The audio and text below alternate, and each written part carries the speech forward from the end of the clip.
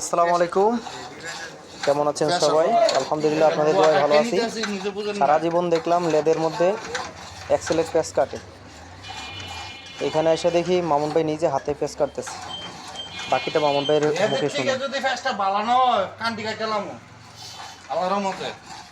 ভাই কথা কিন্তু এটা সাইডে দেন।